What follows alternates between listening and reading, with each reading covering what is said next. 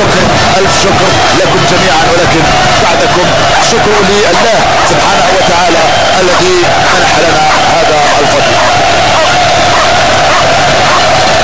لا ننسى أن نحيي كل الذين وقفوا معنا الليلة من أشقائنا في تونس والمغرب وليبيا وموريتانيا وكل البلدان المجاورة والشقيقة، وحتى في بلدان الخليج كانوا كثر في وقوفهم ومساندتهم لهؤلاء الأبطال أصحاب النجمة والهلال، أصحاب الأخضر والأبيض الذين كانوا كلهم رجالا وأبطالا. فألف شكر جميعا لكم، ألف شكر جميعا لكم على وقوفكم معنا، وقوفكم مع رجال الذين اليوم كانوا فعلا رجالا ووفوا بالعهد وكانوا خلفا احسن خلف لخير سلف. ولست هنا للحديث عن ثورة الجزائر لان ما هي الا كرة القدم فقط. اعيد واؤكد واركز على ان هذا الفوز هو فوز كل الجزائريات والجزائريين الاحرار الشرفاء الذين عانوا كثيرا.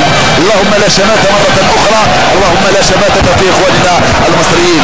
لم نفز ولم نتأهل اليوم على حساب مصر، اعيدها واكررها 1000 مرة. لم نفز ولم نتأهل على حساب مصر، تأهلنا وفزنا على حساب الزمن، على حساب الدهر، على حساب الآلام، على حساب المأساة، على حساب الظلمات، على حساب كل من ظلم بلد اسمه الجزائر من داخل الجزائر او من خارج الجزائر. تحية لكم جميعا، تحية ابطال الجزائر الذين تأكدوا سيشرفونكم في المونديال المقبل. استمعوا جيدا ما اقول وتذكروا سيشرفونكم في المونديال المقبل لانهم رجال ابناء رجال. الف شكر.